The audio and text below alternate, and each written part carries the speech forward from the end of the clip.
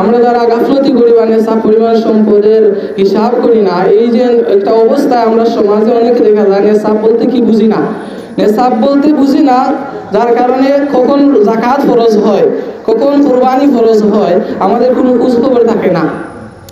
অনেক সময় দেখা যায় যে নেশাব পরিমাণ সম্পদের সংখ্যা আমরা জানি না। তো আমরা যদি এটা মনে রাখি যে 52.5 তোলা রৌপ্যের মূল্য, বাজার মূল্য যত, এটাই নেশাব পরিমাণ সম্পদ। সম্পদের অধিকারী যারা হবেন তাদের উপরে যাকাত ফরজ হবে, কুরবানি ওয়াজিব হবে। তো আলাদাভাবে কিছু বিষয় আছে। আলাদা বলতে কারো কাছে যদি শুধু স্বর্ণের হিসাব থাকে, শুধু স্বর্ণের নেশাব পরিমাণ থাকে, তাহলে এই স্বর্ণর দ্বারাই চলে আসে।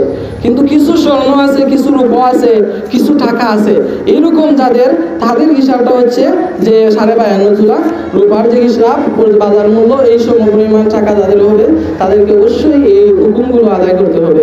তো আমরা আজকের এই বরকতি দিনে ঈদগাহের ময়দানে হাজির হয়েছি নামাজ আদায়ের উদ্দেশ্যে। নামাজ আল্লাহ সুবহানাহু ওয়া তাআলা কোরআনুল কারীমের মধ্যে নামাজ এবং এই কুরবানিকে একত্র করে আয়াত নাযিল করেছেন সূরাতুল কাউসারে, যে ফাসাল্লি লিরাব্বিকা ওয়ানহার। আল্লাহ রাব্বুল আলামিন তার হাবিবকে বলছেন, হে রাসূল আপনি কি করেন? নামাজ আদায় করেন এবং আল্লাহ রাব্বুল আলামিনের রাস্তায় আপনি জবাই করেন, নহর আল্লাহ রাব্বুল আলামিনের রাস্তায় আপনি কি কুরবানি করেন। এই কুরবানি দ্বারা অন্যান্য জবাইকে উদ্দেশ্য করা হয়েছে। তো বিশেষভাবে এই কুরবানি বা এই এখানে যে ওয়ানহার দ্বারা বোঝানো হয়েছে যে অন্যান্য জবাইগুলোকে বোঝানো হয়েছে আল্লাহর রাস্তায় কুরবানি করা বা জবাই করা, কিন্তু বিশেষভাবে বোঝানো হয়েছে কুরবানির যে আজকের দিনে যে কুরবানি যেটা, এই আয়াতের মাধ্যমে আল্লাহ সুবহানাহু ওয়া তাআলা নামাজকে যেভাবে আলাদাভাবে প্রত্যেকের উপরে ফরজ করছেন, কুরবানিকেও ঠিক তদ্রুপ আলাদাভাবে আল্লাহ রাব্বুল আলামিন করে দিয়েছেন। এখন যদি কেউ বলে আমার কুরবানি আমার নামাজ অন্যজন আদায় করলে আদায় হয়ে যাবে, তাহলে এটা আমরা জানি কি একজনের নামাজ আরেকজন আদায় করলে সেটা আদায় হয় না। প্রত্যেকের নামাজের হিসাবটা প্রত্যেককেই আদায় করতে হবে, প্রত্যেকেই দিতে হবে আলাদাভাবে। ঠিক তদ্রুপ কুরবানির হিসাবটা আলাদা, যার কারণে প্রত্যেকের হিসাবকে পরিপূর্ণভাবে কি করতে হবে? হিসাব রাখতে হবে। তো আল্লাহ সুবহানাহু ওয়া তাআলা কোরআনুল কারীমের মধ্যে বলছেন, ومن يعظم شعائر الله فإنها من تقوى القلوب, যে আল্লাহ সুবহানাহু ওয়া তাআলা যে নিদর্শনগুলো আছে, আমরা যারা আল্লাহর নিদর্শনগুলো, আল্লাহর হুকুমগুলো মানি, আল্লাহ স্বয়ং বলছেন যে এগুলো যারা পালন করে বা যারা মানে তারা নিশ্চিত কোন জায়গা থেকে মানে তাকওয়া থেকে। আল্লাহর হুকুম কোন জায়গা থেকে মানতে হয়? যার যতটুক তাকওয়া আছে, যে যতটুক তাকওয়া অর্জন করছে সে আল্লাহর হুকুম তত বেশি মানবে।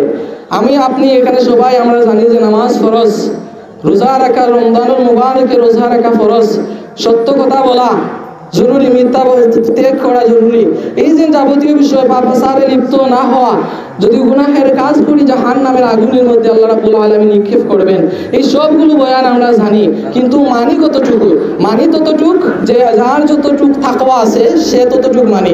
এজন্য কোরআনুল কারীমে আল্লাহ বলছেন যে আমার নিদর্শন যারা মানে তারা ওমাই ইউআযিম শাআইরাল্লাহি ফাইন্নাহা মিন তাকওয়াল কুলুব, তারা তাদের তাকওয়া থেকে তা মানে। তাকওয়া বলতে কি? আল্লাহর ভয়। আল্লাহর ভয়টা গোপনে প্রকাশ্যে সব সময় বান্দার অন্তরে জারি থাকে। আপনি আমি আল্লাহ রাব্বুল আলামিনের বান্দা, আল্লাহ আমাদেরকে সৃষ্টি করে দুনিয়ার জমিনে পাঠাইছেন, যার কারণে আমি প্রায় সময় একটা কথা বলি যে সবার সাথে অভিনয় করা যায়, সবার সাথে অজুহাত দেখানো যায়, সবাইকে ধোঁকা দেওয়া যায়, কিন্তু আল্লাহ রাব্বুল আলামিনের সামনে গেলে আল্লাহর সাথে অভিযোগ করা যাবে না, আল্লাহ রাব্বুল আলামিনকে ধোঁকা দেওয়া যায় না, আল্লাহর সামনে অভিনয় করা যায় না। মনে করেন আমি সুস্থ আছি, সবল আছি, আমি নামাজ পড়লাম না, একজন মানুষ যদি আমাকে বলে যে নামাজ পড়ো নাই কেন, আমি তাকে বিভিন্নভাবে বলে বুঝাতে পারবো, কিন্তু এই নামাজটা তো ফরজ। যখন আল্লাহর কাঠগড়ায় হিসাবের কাঠগড়ায় গিয়ে দাঁড়াবো, আল্লাহ জিজ্ঞেস করলে তখন আর অজুহাত কাজ দেবে না, যার কারণে বান্দা অজুহাত খুঁজবে। আল্লাহ রাব্বুল আলামিন জানেন যে বান্দা আল্লাহর সাথে চালাকি করতে চাইবে, যার কারণে কিয়ামতের ময়দানে আল্লাহ রাব্বুল আলামিন বান্দা বান্দীগণের জবানকে বন্ধ করে দিয়ে তার শরীরের অঙ্গ প্রত্যঙ্গগুলোকে আল্লাহ রাব্বুল আলামিন কথা বলাবেন, শরীরের অঙ্গ প্রত্যঙ্গগুলো কথা বলবে। আপনি আমি আল্লাহর হুকুম পালন করার মুহূর্তে আল্লাহকে ভুলে গিয়ে অন্য কোনো দিকে যদি রওনা হই, সেই রওনা হওয়ার হিসাবটা তখন আপনার আমার পা দেবে, হাত দেবে, সুখ দেবে। কারণ আল্লাহর কাছে আপনি আমি কোনো কিছু লুকাতে পারবো না। বান্দা গোপনে প্রকাশ্যে যা করবে সবগুলোই আল্লাহ রাব্বুল আলামিন দেখেন, আল্লাহ রাব্বুল আলামিনের কাছে সেগুলোর হিসাব আছে। এজন্য আল্লাহ রাব্বুল আলামিনের ফেরেশতা যারা, ফেরেশতারা একদল ফেরেশতা মানুষের খেদমতের মধ্যে সবসময় নিয়োজিত। আল্লাহ রাব্বুল আলামিন ফেরেশতাকে ধাপে ধাপে সৃষ্টি করছেন। ফেরেশতাদেরকে আল্লাহ রাব্বুল আলামিন ধাপে ধাপে সৃষ্টি করছেন। কাউকে আল্লাহ রাব্বুল আলামিন রুকু অবস্থায় রাখছেন, এগুলো আমরা জানি। কাউকে সেজদা অবস্থায় রাখছেন। বিভিন্নভাবে বিভিন্ন ফেরেশতার দল আছে, তারা আল্লাহ রাব্বুল আলামিনের হুকুম পালনে নিয়োজিত, তারা কখনো আল্লাহর অবাধ্য হন না। যার কারণে ফেরেশতারা যখন আপনার আমার হিসাবগুলো তারা নোট করেন, আপনি আমি আমল কি করতেছি, আপনি আমি সারাদিন কি করতেছি, এগুলো যখন নোট করে আপনার আমার অন্তরে যদি এটা থাকে যে ফেরেশতারা আমাকে দেখতেছে, আল্লাহ তো স্বয়ং দেখতেছেনি, সেটা তো সবচেয়ে উচ্চ মাকামের কথা। তো ফেরেশতারা দেখতেছেন। এজন্য বুজুর্গানে কেরামগণ বলছেন যে তোমরা ফেরেশতাদেরকে নিজেদের বন্ধু বানাও, ফেরেশতাদেরকে নিজেদের বন্ধু বানাও। দুনিয়ার জমিনের বন্ধুরা আপনি আমি মারা গেলে তারা ভুলে যাবে, কিন্তু এই ফেরেশতাদেরকে যদি বন্ধু বানাতে পারি, তারা হাসরের ময়দানেও আমার আপনার পক্ষে আল্লাহ রাব্বুল আলামিনের কাছে গিয়ে শাফাআত করবে, সাক্ষী দেবে। এজন্য ফেরেশতাদেরকে বেশি করে বন্ধু বানাতে হলে পবিত্রতা অর্জন করতে হয়, সবসময় পবিত্র অবস্থায় থাকতে হয়, আর মিথ্যাকে বর্জন করতে হয়। যে মানুষগুলো মিথ্যা কথা বলে, গীবত করে, পরসমালোচনা করে বা এই অপবিত্র অবস্থায় থাকে, তাদের নিকটবর্তী ফেরেশতা থাকে না। যার কারণে এগুলো বর্জন করলে ফেরেশতারা আপনার আমার নিকটবর্তী আসে। তো ফেরেশতাদেরকে যদি বন্ধু বানাতে পারি, দুনিয়া আখিরাতে তারা আমাদেরকে ভুলবে না। দুনিয়ায় তারা আল্লাহ রাব্বুল আলামিনের কাছে প্রতিদিন গিয়ে আমার আপনার পক্ষে সাক্ষী দেবে। কিয়ামতের ময়দানে এগুলো সাক্ষী দেওয়ার জন্য তারা আল্লাহ রাব্বুল আলামিন তাদেরকে সুযোগ দেবেন, তারা বান্দার পক্ষে আল্লাহ রাব্বুল আলামিনের কাছে শাফাআত করবে। তো মুহতারাম হাজিরিন, আপনার আমার কুরবানিটা আজকে যারা কুরবানির ব্যবস্থা করে আমরা ঈদগাহে আসছি, আলহামদুলিল্লাহ, যে ওই সকল মানুষ যারা কুরবানির ব্যবস্থা করে আসছেন, তাদের পক্ষে আল্লাহ রাব্বুল আলামিনের হাবিব অসংখ্য অগণিত ঘোষণা করেছেন। কুরবানি আদায় করলে এই কুরবানিটা প্রথমত পছন্দনীয় হতে হয়। তার কারণে আল্লাহর হাবিবকে জিজ্ঞেস করা হলো, ইয়া রাসূলুল্লাহ, ইয়া হাবিবাল্লাহ, কুরবানিটা কি? আল্লাহর হাবিব জবাব দিলেন, কুরবানি হলো তোমাদের পিতা ইব্রাহিম আলাইহিস সালামের সুন্নাত। আল্লাহর হাবিবকে কুরবানি সম্পর্কে জিজ্ঞেস করলে আল্লাহর হাবিব বললেন কি, কুরবানিটা হচ্ছে তোমাদের পিতা ইব্রাহিম আলাইহিস সালামের সুন্নাত।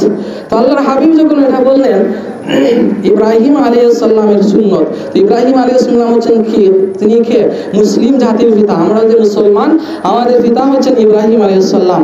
আমাদের যে মিল্লতের উপরে বা যে তরিকার উপরে আমরা প্রতিষ্ঠিত, মুসলমান জাতি যে তরিকা, যে পথ ধরে হাঁটে, ওই পথটা হচ্ছে ইব্রাহিম আলাইহিস সালামের। তার কারণে আল্লাহর হাবিব বলতেন, মাঝে মধ্যে বলতেন সাহাবায়ে কেরামকে, আমি হচ্ছে আমার পিতা ইব্রাহিম আলাইহিস সালামের দোয়ার ফসল।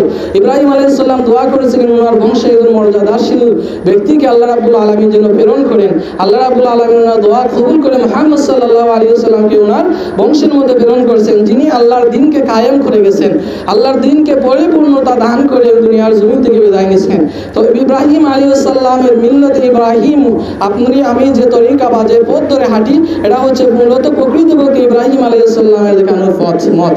তো মুহতারাম হাজিরিন, আল্লাহ রাব্বুল আলামিন ইব্রাহিম আলাইহিস সালামের মাধ্যমে এই কুরবানিটাকে জারি করে দিয়েছেন মুসলিম মিল্লাতের মধ্যে। তো কুরবানির দ্বারা আমরা ইতিহাস জানি, সংক্ষেপে ইতিহাসটা তালাশ করে স্মরণ করিয়ে দেয় আর কি। ইব্রাহিম আলাইহিস সালামকে স্বপ্ন যুগে আল্লাহ রাব্বুল আলামিন বারবার নির্দেশ দিলেন কুরবানি করার জন্য। উনি যখন উট কুরবানিগুলো করে আল্লাহ রাব্বুল আলামিন, এরপরেও আল্লাহ রাব্বুল আলামিন ওনাকে স্বপ্ন দেখাচ্ছেন যে কুরবানির জন্য তিনি মনে করলেন যে আল্লাহ রাব্বুল আলামিন দুনিয়ার জমিনে আমার সবচেয়ে প্রিয় যে জিনিসটা আছে সেই জিনিসটা চাচ্ছেন, তাহলে প্রিয় জিনিসটা তো আমার পুত্র ছাড়া আর কেউ হতে পারে না। আল্লাহ রাব্বুল আলামিন আমার পুত্রকেই চাচ্ছেন, ওনার রাস্তায় আমি কুরবানি করব। এজন্য উনি কুরআনুল কারীমে আল্লাহ রাব্বুল আলামিন আমাদের জানিয়ে দিয়েছেন, ইয়া বুনাইয়া ইন্নী আরা ফিল মানামি আন্নী আযবাহুকা ফানজুর মাযা তারা। আল্লাহ রাব্বুল আলামিনের পয়গম্বর ইব্রাহিম আলাইহিস সালাম স্বপ্ন যুগে দেখার পর, নির্দেশ পাওয়ার পরে উনি ওনার স্বপ্ন পরিপূর্ণ। আরেকটা বিষয় বলা উচিত যে প্রত্যেক নবী রাসূলগণের স্বপ্ন ছিল ওহী। আল্লাহ রাব্বুল আলামিন তাদেরকে যে স্বপ্ন দেখাতেন, ওই স্বপ্নগুলো ওহী তুল্য। তারা স্বপ্নের মধ্যে আল্লাহ রাব্বুল, আমরা জানি যে আল্লাহ হাবিবের কাছে যে ওহীগুলো নাজিল হইতো, তার মধ্যে এক প্রকার ওহী ছিল যা স্বপ্ন যুগে আসতো। তো ইব্রাহিম আলাইহিস সালাম যখন স্বপ্নে এগুলো নির্দেশ পেলেন, ওনার ছেলেকে ডাক দিয়ে বললেন, ইয়া বুনাইয়া ইন্নী আরা ফিল মানামি আন্নী আযবাহুকা ফানজুর মাযা তারা। হে আমার পুত্র, আমাকে স্বপ্ন যুগে নির্দেশ দেওয়া হচ্ছে আমি যাতে করে তোমাকে আল্লাহর রাস্তায় কুরবানি করি।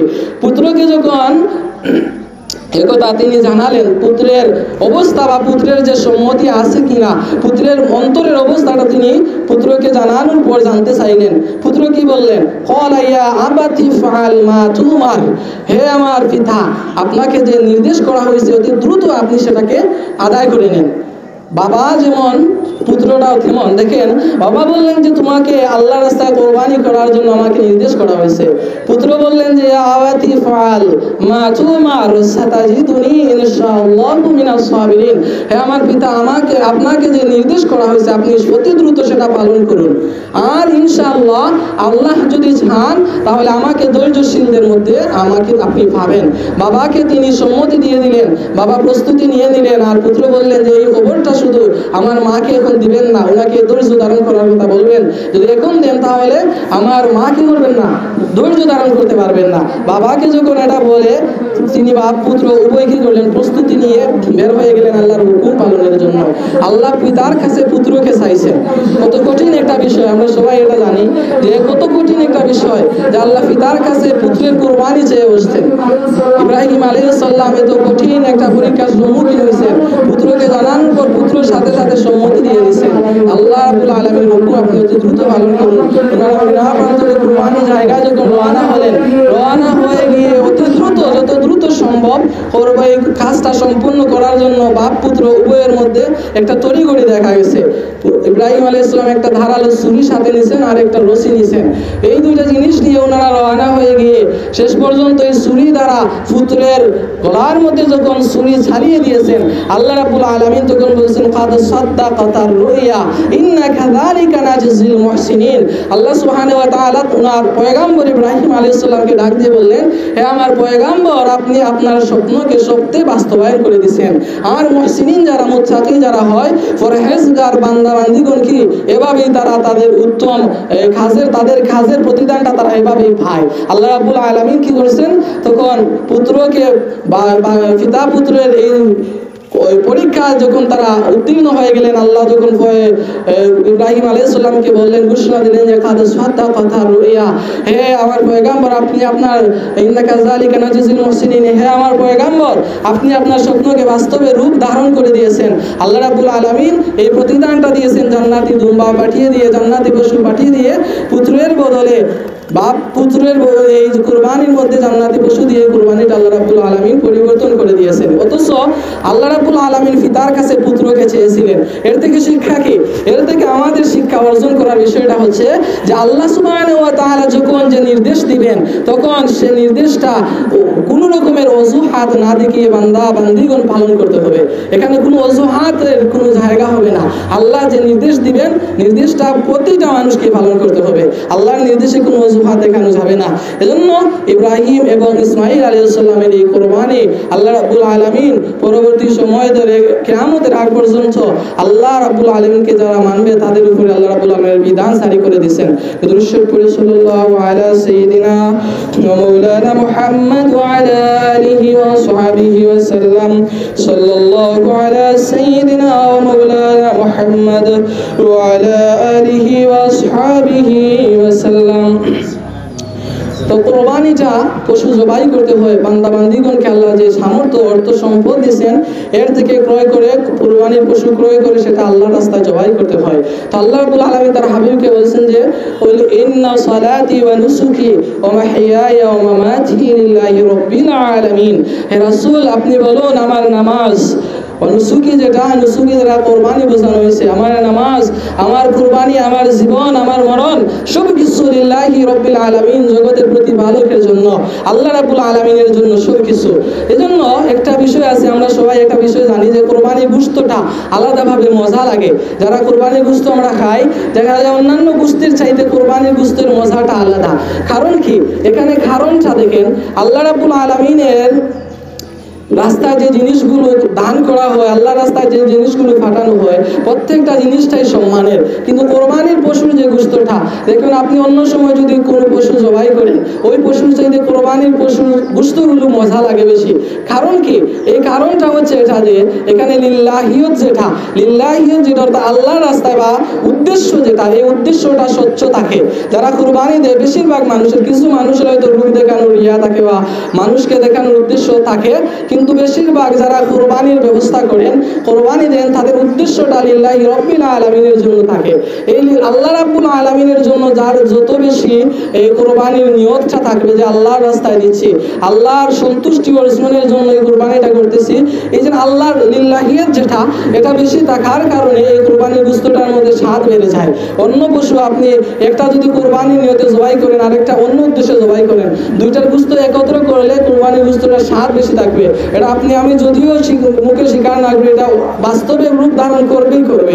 কারণ আল্লাহর রাস্তায় এর যে অন্তরের অবস্থাটা, যিনি জবাই, যার পক্ষ থেকে জবাই হচ্ছে, উনার অন্তরের অবস্থাটা আল্লাহর রাস্তায় বেশি থাকে, এজন্য কোরবানির গোশতের মধ্যে স্বাদ বেশি থাকে। তো আল্লাহ বলছেন কি, হে রাসূল আপনি বলুন যে আমার নামাজ, আমার কোরবানি, আমার জীবন, আমার মরণ সব কিছু আল্লাহর জন্য।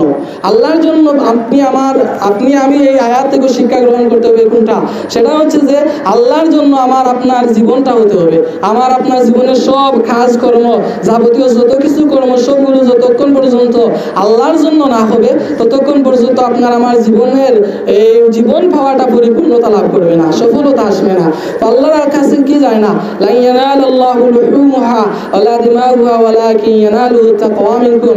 আয়াতে আল্লাহ বলেছেন যে বান্দা যখন কোরবানি দিল, এই কোরবানির রক্ত, গোশত কোনো কিছু আমার কাছে এসে পৌঁছে না। যেটা পৌঁছে সেটা হচ্ছে আমার বান্দার তাকওয়া বা অন্তরের অবস্থা। আমি যে কোরবানি দেই, এই কোরবানির অন্তরের অবস্থাটা আল্লাহর কাছে পৌঁছে। আল্লাহর কাছে কোন জিনিসটা পৌঁছে? অন্তরের অবস্থা। আমি এটা জানা রাখতে হবে যে আপনি যত বড় পশু কোরবানি করি না কেন, ওই কোরবানির জন্তুটা আমার আপনার পক্ষ থেকে যখন জবাই করব, এর কোনো অংশ আল্লাহর কাছে গিয়ে পৌঁছে না। আল্লাহর কাছে পৌঁছে বান্দার অন্তরের অবস্থাটা, যে অবস্থা অন্তরে ধারণ করবে, সে অবস্থা অনুযায়ী আল্লাহ রাব্বুল আলামিন তার কোরবানিকে কবুল করবেন। কিন্তু দেখেন, এই কোরবানি করার কারণে অসংখ্য অগণিত হাদিস আছে। আম্মা আয়েশা রাদিয়াল্লাহু তাআলা আনহাকে এক হাদিসে আল্লাহর হাবিব বলছেন যে আয়েশা, তোমার যে কোরবানিটা তোমার পক্ষ থেকে করা হয়েছে, কোরবানির পশুর নিকটে যাও, কারণ ওই জিনিসটা তুমি দেখো। কারণ কি? আল্লাহর হাবিব বললেন, কোরবানির পশু যখন জবাই করা হয়, ওই পশুর গলায় ছুরি লাগানোর পর যে রক্তটা প্রবাহিত হয়, বান্দার নিয়ত বা উদ্দেশ্য যদি সঠিক হয়, এই পশুর জবাই করার সময় রক্তের ফুটাটা জমিনে পড়ার আগে আল্লাহ রাব্বুল আলামিন ওই বান্দা বা বান্দিকে ক্ষমা করে দেন, ক্ষমার ঘোষণা করে দেন। যার কারণে তো যারা কোরবানি দেন সামনে থাকা এটা একটা উত্তম কাজ। সামনে থাকবেন, দেখবেন এই কোরবানির পশু নিজে যদি জবাই করে, এটা উত্তম। সর্বোত্তম হচ্ছে নিজে জবাই করা, নিজে লালন পালন করে তারপরে কোরবানি দেয়া। কারণ যে পশুর প্রতি মায়া থাকবে, সেটা যখন আল্লাহর রাস্তায় দেবেন, একটা উত্তম জিনিস হবে। আল্লাহ রাব্বুল আলামিন তার পয়গম্বর ইব্রাহিমের আলাইহিস সালাতু ওয়াস সালামের কাছে চাইলেন পুত্রকে। পুত্র কত প্রিয়, এরকম প্রিয় যে একটা জিনিস আল্লাহ রাব্বুল আলামিন আপনার রাস্তায় যদি আপনি লালন পালন করে, কিছুদিন লালন পালন করে তারপরে দেন, ওই বস্তুটার প্রতি, পশুটার প্রতি আপনার মায়া জন্মাবে। আপনি যখন ওই পশুটার প্রতি মায়া অন্তরে ধারণ করবেন, তখন এই পশুটা কোরবানি দিলে আলাদা একটা তৃপ্তি পাবেন। এই পশুর সামনে থাকবেন, আর যদি সম্ভব হয় তাহলে জবাই নিজে করবেন। আল্লাহ রাব্বুল আলামিন এর উত্তম হচ্ছে কি, আল্লাহ রাব্বুল আলামিনের রাস্তায় যে পশুটা জবাই করবেন সেটা নিজে জবাই করা, এটা উত্তম। আপনি উত্তম রূপ ধারণ করে আপনি আল্লাহর রাস্তায় একটা কোরবানি করবেন। তারপর আল্লাহর হাবিব আরো বলছেন যে কোরবানির পশু জবাই করলে ওই পশু যদি আল্লাহর কাছে কবুল হয়, কবুল যে কোরবানি, ওই পশুর পশম, শরীরের মধ্যে যতটা পশম আছে, ওই পশমের সমতুল্য পরিমাণ সওয়াব আল্লাহ রাব্বুল আলামিন ওই বান্দা বান্দি নামায় আমলের মধ্যে দেন। আল্লাহ হাবিবকে তখন জিজ্ঞেস করা হলো, ইয়া রাসূলুল্লাহ, ইয়া হাবিবাল্লাহ, এই পশম, অধিক পশমওয়ালা যে পশুগুলো আছে, পশমওয়ালাগুলো পশু যেগুলো, ওইগুলোর হুকুমটা কি হবে? আল্লাহর হাবিব তখন আবার বললেন যে ওই পশুর, যে পশু কোরবানি দেওয়া হচ্ছে, তার শরীরে যতই পশম থাকবে, পশম সমতুল্য তাকে সওয়াব দেওয়া হবে। এছাড়াও আল্লাহর হাবিব বলছেন যে কোরবানির পশুটা জবাই করা হলো, ওই পশুর গোবর সহ তার যাবতীয় যত কিছু আছে, কিয়ামতের ময়দানে বান্দার পক্ষে আল্লাহ রাব্বুল আলামিন হিসাব নিকাশের পাল্লার মধ্যে সবগুলোকে তুলবেন। আল্লাহ সুবহানাহু ওয়া তাআলা আরো বলছেন, তোমরা, আল্লাহর হাবিব বলছেন যে তোমরা সতেজ পশু কোরবানি করো। কারণ কি? কিয়ামতের ময়দানে এই পশুটা তোমাদেরকে ফুলসিরাতের ঘাট পার করাবে। যার কারণে সবচেয়ে প্রিয় জিনিসটা কোরবানি দেয়া, সতেজ জিনিস, সতেজ পশুটাকে কোরবানি দেয়া বিভিন্নভাবে বিভিন্ন ফজিলত আল্লাহর হাবিব বর্ণনা করেছেন, যে কিছুটা বলার চেষ্টা করলাম। তার কারণে প্রিয় জিনিস হতে হবে, ফুলসিরাতের ঘাট পার করাবে। ফুলসিরাতের ঘাট যার পশু যত সবল হবে, সে তত দ্রুত যাবে। একজন মুমিন বান্দার অঞ্চলের মধ্যে আল্লাহ রাব্বুল আলামিন নূরের খনি ঢেলে দেন। কিভাবে ঢেলে দেন? এই দেখেন, যখন ফুলসিরাত হচ্ছে জাহান্নামের উপর দিয়ে পার হতে হয়। এই ফুলসিরাতে যখন পার হওয়ার জন্য একজন মুমিন বান্দা যাবে, জাহান্নাম ওই মুমিন বান্দাকে সম্বোধন করে ডেকে ডেকে বলতে থাকবে, হে আল্লাহর বান্দা, অতি দ্রুত আপনি ফুলসিরাত পার হবেন, কারণ আপনার নূরের তাজাল্লি দ্বারা আপনি যখন ফুলসিরাত পার হয়ে যাবেন, আমি জাহান্নামের আগুনকে আল্লাহ রাব্বুল আলামিন আপনার নূরের তাজাল্লির কারণে আমি জাহান্নামের উত্তপ্ত আগুনকে আল্লাহ রাব্বুল আলামিন শান্ত করে দেন। যার কারণে মুমিনের গুণ আল্লাহ রাব্বুল আলামিনের কাছে মুমিনের মর্যাদা অনেক বেশি। তো মুমিন হতে হবে আমাদেরকে, আমাদের অন্তর দিয়ে আল্লাহ সুবহানাহু ওয়া তাআলার ভয়, আল্লাহর হাবিবের মহব্বতকে ধারণ করতে হবে। নতুবা দুনিয়ার জমিনে আপনি যে হায়াত পেয়েছেন, এই হায়াতটা আপনার আমার জন্য সার্থক হবে না। এজন্য তাসাউফের একটা শিক্ষা আছে, সেটা কি, যে দুনিয়ার মধ্যে যত তুমি বাঁচতে হবে, দুনিয়ার মধ্যে তো আমাদেরকে একটা হায়াত দিয়েছেন আল্লাহ রাব্বুল আলামিন, যতদিন হায়াত আছে আমাদের থাকতে হবে। তো যতদিন দুনিয়ার জমিনে থাকবো, আপনি আমি যেন দুনিয়াকে অন্তরে ধারণ না করি। কারণ উদাহরণ দেওয়া হয়েছে কিভাবে, একটা নৌকা যেভাবে পানি ছাড়া চালানো যায় না, ঠিক তদ্রুপ একজন মানুষ দুনিয়ার জমিনে বসবাস করতে গেলে দুনিয়ার প্রয়োজন আছে, কিন্তু এই দুনিয়াকে অন্তরে নেওয়া যাবে না। যে মানুষগুলো দুনিয়াকে অন্তরে ধারণ করে, ওই মানুষগুলো ভ্রান্ত হয়ে যায়, পথভ্রষ্ট হয়ে যায়। আল্লাহর হাবিব একদিন বলছেন যে, আমার সাহাবীগণ, আমি দুনিয়ার জমিন থেকে চলে যাওয়ার পর আমার এই ভয় হয় না যে তোমরা শিরকে লিপ্ত হবে, তোমরা কুফরের মধ্যে লিপ্ত হবে। একটা জিনিস আমার ভয় হয়, ওই জিনিসটা হচ্ছে আমি এটা ভয় পাচ্ছি যে আমি দুনিয়ার জমিন থেকে তোমাদের কাছ থেকে চলে গেলে তোমরা এই দুনিয়ার মূল্য ধন সম্পদ, এই দুনিয়া নিয়ে তোমরা প্রতিযোগিতা শুরু করে দিবে। এই জিনিসটা আমার ভয় হয় যে আমার উম্মত আমি চলে যাওয়ার পর দুনিয়া নিয়ে তারা প্রতিযোগিতা শুরু করে দিবে। তো শিরক কুফর এগুলোর চাইতে বড় ফিতনার বিষয় হচ্ছে দুনিয়া নিয়ে প্রতিযোগিতা। এই কুরবানির মধ্যে প্রতিযোগিতা থাকে। দেখা যায় এই সমাজের মধ্যে দুজন ধনবান ব্যক্তি থাকলে একজন যদি বড় পশু কিনে, আরেকজন এর সাথে কম্পিটিশন করে আরো বড় কিনে। কিন্তু আল্লাহ সুবহানাহু ওয়া তাআলা এই কম্পিটিশনটা চান না, যে আমি বান্দা দুজনের মধ্যে সে বড় দিল, সে যদি আমার চাইতে বড় দেয় তাহলে আমার চাইতে সম্মান বেশি কামিয়ে নিবে। এরকম যদি কেউ প্রতিযোগিতায় নেমে যায়, আল্লাহ রাব্বুল আলামিন তার জন্য লানত নাযিল করেন। সম্মানের মালিক আল্লাহ, আপনি আমি দুনিয়ার রাজা বাদশাহ বলেন, যার কাছেই বলেন, যদি সম্মান তালাশ করতে যাই, পরিপূর্ণ সম্মান আপনি আমি পাবো না। কারণ আল্লাহ বলছেন, তুইজ্জু মান তাশা ওয়া তুযিল্লু মান তাশা। আল্লাহ সুবহানাহু ওয়া তাআলা মানুষদেরকে কি করেন, মানুষদেরকে সম্মান দান করেন। এজন্য বুজুর্গানে কেরামগণ আল্লাহর কাছ থেকে সম্মান চান, আল্লাহর কাছ থেকে প্রাপ্তি চান, যে আল্লাহ কিছু দান করুক।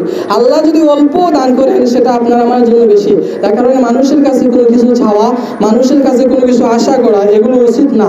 এগুলো করলে আল্লাহ রাব্বুল আলামিন মানুষের মর্যাদাকে কমিয়ে দেন, ওই মানুষের সম্মান আল্লাহ রাব্বুল আলামিন দুনিয়ার জমিনে কমিয়ে দেন। আল্লাহর হাবিব বলেছেন যে আমার শত্রুগণ কি করে, আমার শত্রুগণ 1 মাসের রাস্তার দূরত্ব থেকেও আমাকে ভয় করে, সামনে আসা লাগে না। শত্রুরা আল্লাহর হাবিবকে 1 মাসের রাস্তার দূরত্ব থেকেও ভয় পাইতো। তো মুমিন বান্দাগণের মধ্যে, বান্দিগণের মধ্যে এই গুণ থাকে, যখন তারা প্রকৃতপক্ষে ইমানদার হয়ে যায়, প্রকৃত মুমিনের গুণ যখন ধারণ করবে, সে গরিব হোক, সে যেই হোক না কেন, যেভাবে হোক না, দুর্বল হোক না কেন, আল্লাহ রাব্বুল আলামিন তার প্রতি, তার ওই আমলের ক্ষেত্রে, তার ইমানের জজবার কারণে সমাজের মধ্যে অটোমেটিক তারকে নিয়ে মানুষের অন্তরের মধ্যে ভয়ভীতি কাজ করে। কি জন্য কাজ করে? যে মানুষের সাথে কোনো রকম খারাপ ব্যবহার যদি করি, আল্লাহ নারাজ হয়ে যাবেন। দেখা যায় মুমিন বান্দা দুর্বল হলেও, গরিব হলেও তাকে সবাই কদর করে, সম্মান করে, রাস্তাঘাটে দেখলে তাকে সম্মানের সহিত ইসলামী সম্বোধন, তাদেরকে সালাম করে বিভিন্নভাবে তাদেরকে সম্মান দেওয়া হয়। আর যদি মুমিন না হয়, তাহলে দেখা যায় প্রতাপশালী হলে সামনে মানুষ তাকে নিয়ম রক্ষার জন্য সম্মান দেয়, কিন্তু পিছনে গেলে গালাগালি করে। কিন্তু প্রকৃত মুমিন যারা, তাদেরকে কেউ পিছনে গালাগালি করে না, তাদেরকে আল্লাহ রাব্বুল আলামিন অটোমেটিক তাদের জন্য মানুষের অন্তরে সম্মান ঢেলে দেন, তাদের অন্তরে মানুষের অন্তরে তাদের প্রতি ভয় ঢুকিয়ে দেন। তাদের আল্লাহ রাব্বুল আলামিন বিশেষ এক মর্যাদা আসন তাদেরকে দুনিয়া